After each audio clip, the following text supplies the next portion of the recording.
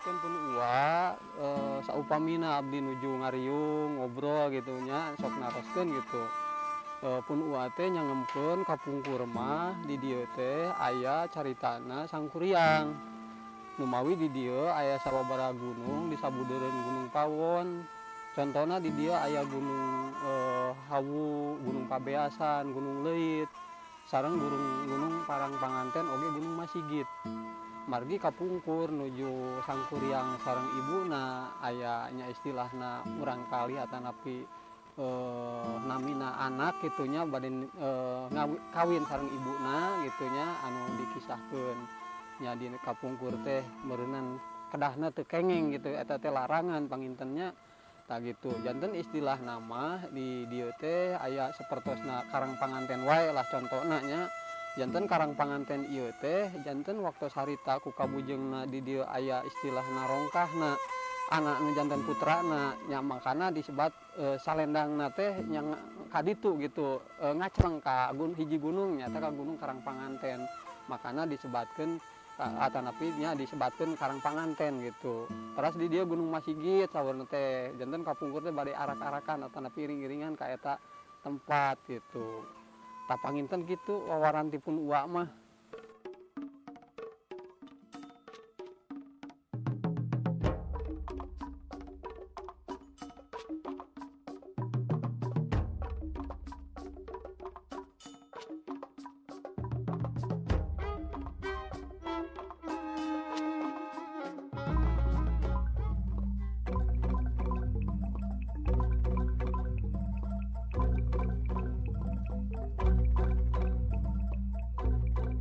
Kehidupan di masa prasejarah itu belum ada pembagian yang pasti dalam ruang yang mereka gunakan sebagai tempat hunian atau tempat rumah. Pawon artinya dapur ya. Tapi apakah zaman dulu, zaman prasejarah 6.000 tahun yang lalu orang sudah mulai memberikan nama geografi? Mungkin juga tidak. Pawon teh panginten dapurna. Dalam urang istilahna ninggal mah nahan teu di imah urang gitu. Da imah urang mah bilik atanapi tembok, da ieu mah gunung makana apakah istilah pawon itu terkait dengan nama dapur? Itu sebenarnya penamaan yang dilakukan oleh masyarakat kemudian yang datang ke kawasan Kars Padalarang itu. Nah, waktu kami ke sana juga kami berpikir apa sih yang membuat gua tersebut dinamakan Gua Pawon. Ternyata di dieu teh aya manusia pawon atanapi manusia jenis sapien saurna. Mereka sudah mengenal api. Artinya pada saat kita meneliti di lapisan tanah yang kita ekskavasi itu dia akan menemukan jejak-jejak perapian. Terbentuknya Danau Bandung purba itu jauh sekali, yaitu 100 sampai 50.000 tahun yang lalu. Manusia Gua Pawon itulah yang sampai saat ini tertua, yaitu 9.500 tahun yang lalu.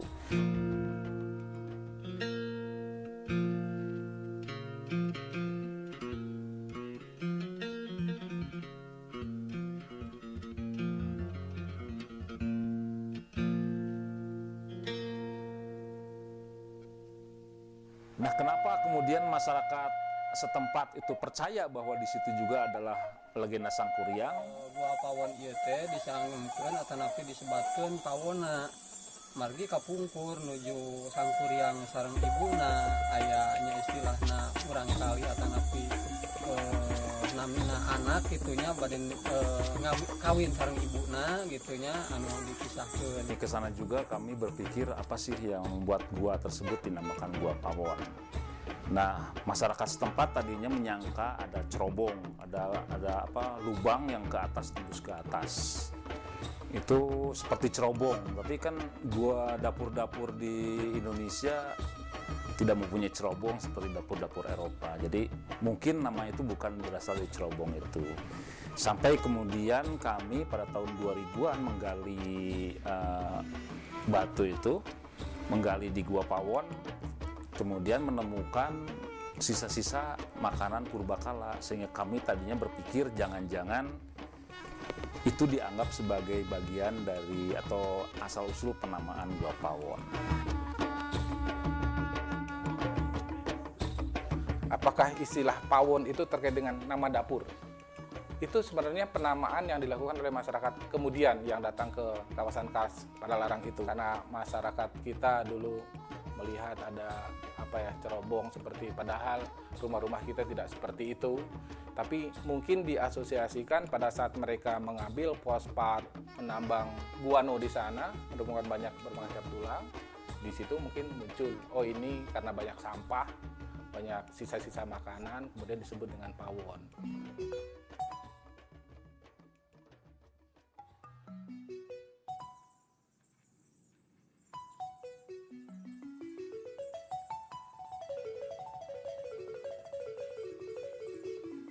Terbentuknya Gua Pawon di sekitar Kars Citata, disebut Kars Citata, yaitu perbukitan batu gamping, dimulai dari proses retakan pada batu gamping, kemudian mengalami pelarutan, makin lama makin besar, sehingga sebenarnya gua-gua yang ada di Kars Citata merupakan jalan air. Sampai sekarang ada mata air yang masih aktif di bawah kaki Bukit Pawon, dan itu proses itu berjalan terus sampai sekarang artinya. Nah, Gua Pawon yang ada situs manusia purbakalanya adalah sisa-sisa dari proses tersebut. Ya, di mana tadinya air itu ada di atas, makin lama makin turun ke bawah dan menyisakan gua yang kering di atasnya. Gua itulah yang kemudian dimanfaatkan oleh leluhur kita untuk tempat tinggal. Nah, kapan menjadi guanya? Ya itu tadi harus ada penelitian yang lebih detail, tapi kemungkinan tidak lebih tua dari 2 juta tahun yang lalu. Itu pun dalam umur kita udah sangat tua sekali ya. Namun demikian, dari data arkeologi dari manusia prasejarah yang ditemukan di sana, yang diperkirakan hidup antara 6.000 sampai 9.500 tahun yang lalu, berarti gua itu sudah ada pada saat itu. Tinggal manusia prasejarah memanfaatkannya.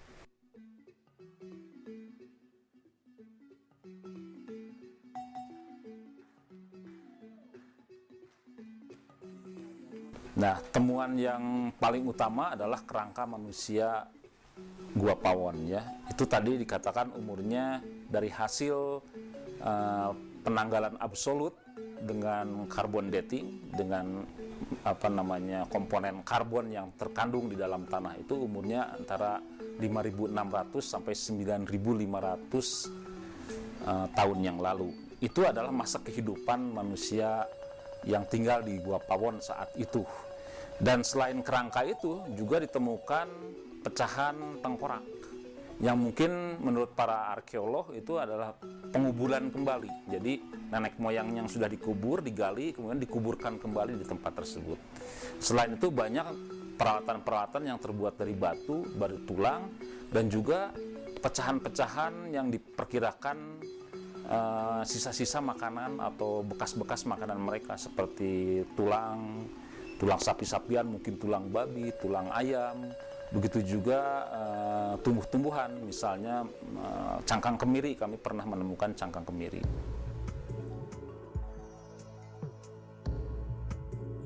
Temuan manusia yang kita temukan di Gua Pawon itu, paling tidak kita sudah menemukan 5 individu di Gua Pawon itu.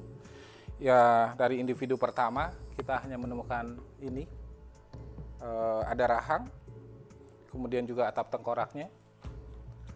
Ini cukup menarik dari temuan pertama ini. Ini bisa mewakilkan penguburan kedua, proses penguburan kedua. Jadi pada saat si manusia itu mati, dikuburkan, kemudian diangkat kembali, dilakukan penguburan kedua. Penguburan kedua itu diwakili oleh pewarnaan merah ini. Jadi sudah ada unsur hematit di sini, dan ini juga menarik di sini. Ini rahang cukup besar. Ini ada beberapa ahli mengatakan ini masih termasuk rangka manusia yang cukup tua. Kadang-kadang muncul pertanyaan yang lain, seberapa tua manusia Pawon itu? Dari hasil pertanggalan C14 yang kita lakukan, pertanggalan budaya yang berlangsung di Gua Pawon itu berlangsung antara 5.600 sampai 9.500 tahun yang lalu. Itu kita dapat dari analisis karbon atau yang disebut dengan carbon dating. Temuan manusia Pawon cukup menjadi catatan penting buat penemuan di kawasan Indonesia bagian barat. Sampai sekarang ini masih merupakan temuan tertua untuk kehidupan prasejarah yang ada di Indonesia bagian barat sampai sekarang.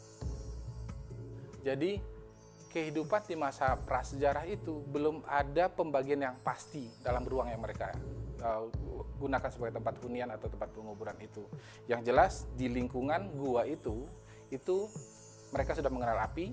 Artinya pada saat kita meneliti di lapisan tanah yang kita ekskavasi itu tidak akan menemukan jejak-jejak perapian. Atau juga terkait dengan legenda si Sangkuriang Sakti itu. Karena di masa lalu pernah muncul cerita bahwa Sangkuriang ingin menikah dengan Dayang Sumbi. Dia sudah mempersiapkan segala macamnya. Tapi yang saya catat, cerita Sangkuriang bukan terjadi pada masa prasejarah, tapi mungkin terkait pada masa Islamisasi yang pernah terjadi di Tatar Sunda di masa lalu.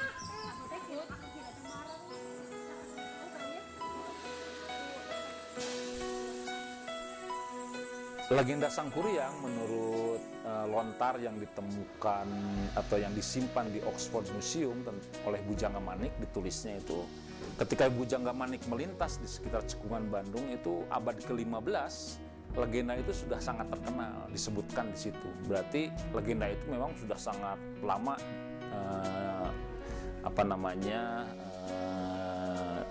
berlangsung ya, sudah lama dipercaya oleh masyarakat sebagai cerita pantun. Artinya legenda itu sudah dibuat jauh zaman dulu begitu ya. Tapi apakah kaitannya dengan peristiwa geologi? Nah itu yang menjadi pertanyaan. Ada kemungkinan Bujangga yang membuat cerita pantun legenda Sangkuriang itu menggabungkan antara pengamatan alam dengan kondisi atau peristiwa masyarakat saat itu, sehingga kemudian keluarlah cerita legenda Sangkuriang. Sementara terbentuknya Danau Bandung purba itu jauh sekali, yaitu 100 sampai 50 ribu tahun yang lalu. Nah, sampai saat ini belum ada bukti-bukti yang menyatakan bahwa ada manusia yang tinggal di sekitar Cekungan Bandung sampai 50 ribu tahun yang lalu. Manusia Gua Pawon itulah yang sampai saat ini tertua, yaitu 9.500 tahun yang lalu. Nah, apakah cerita legenda Sangkuriang itu dibuat pada saat terbendungnya Citarum oleh letusan Gunung Tangkuban Perahu, itu masih diragukan. Tapi ada kemungkinan Bujangga yang mengarang legenda tersebut melihat peristiwa-peristiwa alam, kemudian mereka-reka bagaimana terjadinya legenda Sangkuriang itu. Nya abdi dia aya harapan anu langkung ageungna mah muga we seueur perhartosan ti pamarentah supados ieu teh panginten tiasa lah langkung istilahna mah seueur pengunjung anu sumping. Da ayeuna teh kadang-kadang pengunjung atanapi anu sarumping ka ieu tempat teh nya mungkinna da terang kamari ge istilahna mah ninggal teh ukur monyet atanapi guhana sareng tempat istirahatna mah baleriung teh acan aya naon-naonana gitu. Nah mawi nya muga we pamarentah teh tiasa istilahna mah langkung memperhatoskeun lah eta panginten harapan abdi mah gitu, termasuk masyarakatna atau warga di dieu tiasa istilahna mah ngaraoskeun lah ayana wisata ieu teh masyarakatna supados istilahna mah genah tumaninah gitu. Eta panginten ti abdi mah. Nu ayeuna ti nu baheula, nu ayeuna teh nu jaga gitu.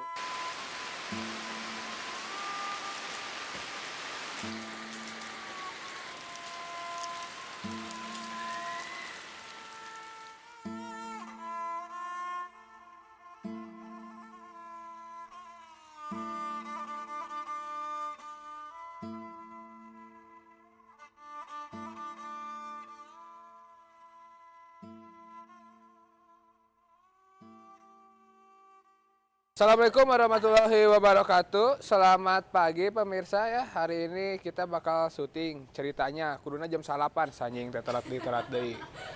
So aing.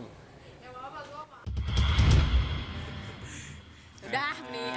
KMTF.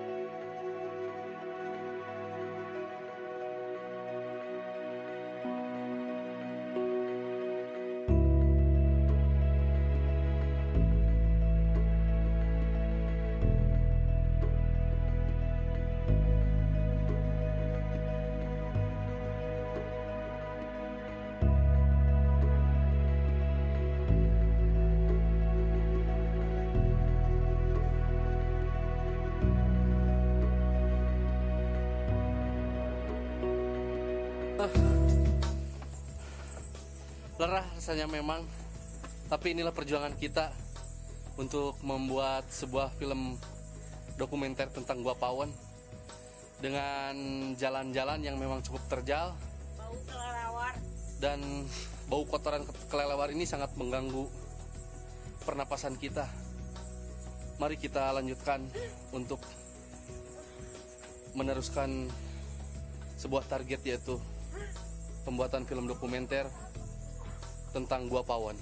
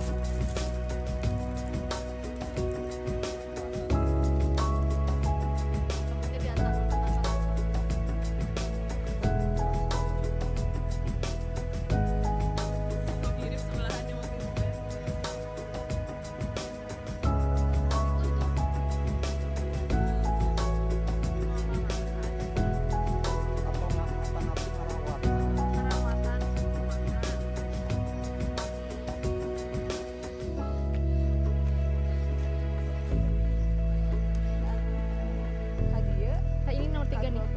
Itu udah nyebrang sama ini. Oh ya. Biasanya pengunjung di ieu datangna ke daerah mana wae, Pak?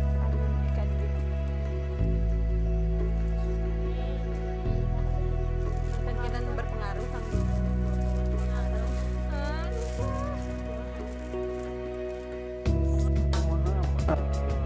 Peran itu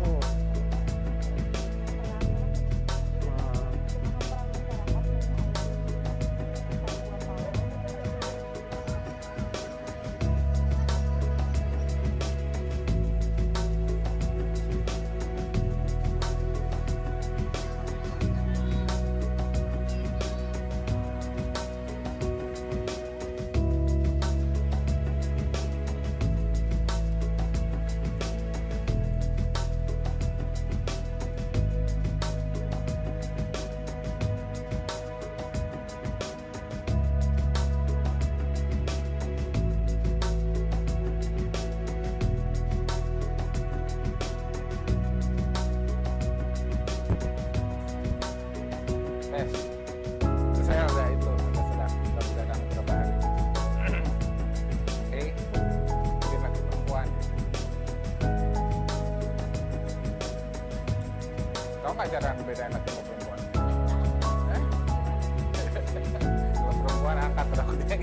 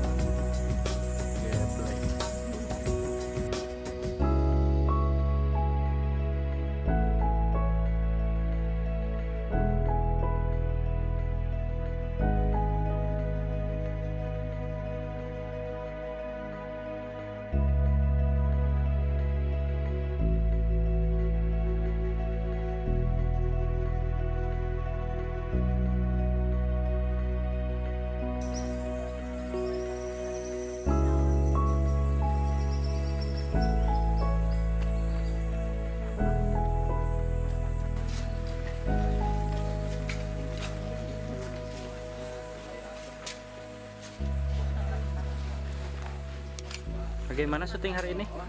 Ya, cukup melelahkan, tapi menyenangkan juga.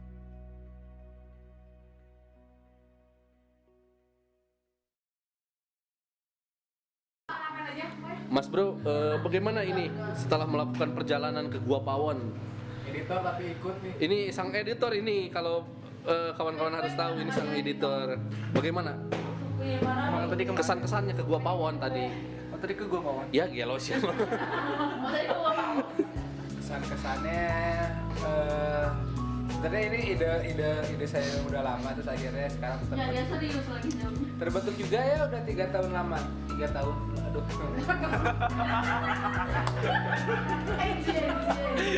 3 tahun lamanya itu udah terbentuk dan akhirnya sekarang bisa dieksekusi, dan mudah-mudahan film ini bisa memberikan pendidikan, bukan juga buat bukan untuk masyarakat, tapi untuk pendidikan juga, untuk mengetahui kita bahwa di Padalarang khususnya itu, Padalarang yang sekarang dikenal macet, yang dikenal pembangunan di mana-mana, bahwa dulu katanya itu seperti Bunaken yang memang hamparan laut di mana danau purba terbentuk, itulah. Dan kalian ingat manusia prasejarah sebelum saya menjadi seperti ini, ada manusia prasejarah. Mungkin yang di Gua Pawon bisa dikatakan nenek moyang Anda gitu ya. Iya, bisa dibuat gitu.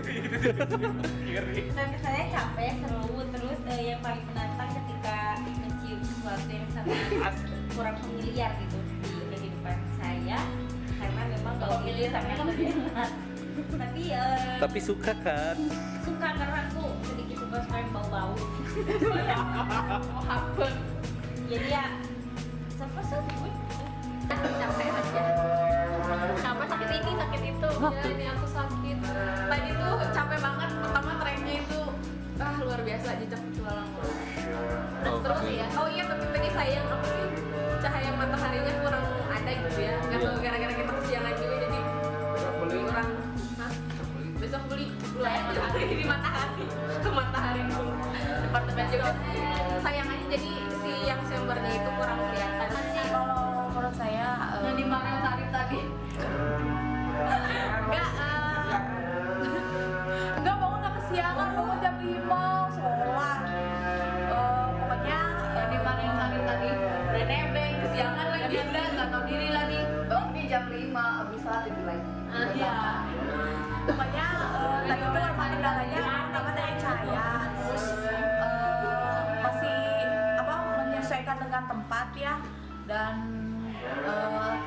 untuk besok udah ngecek di tempat-tempat mana aja yang kira-kiranya bagus buat ngambil gambar gitu. Oke. Kita bilang Allahu Akbar lagi sama-sama, oke? 1, 2, 3. Allahu Akbar.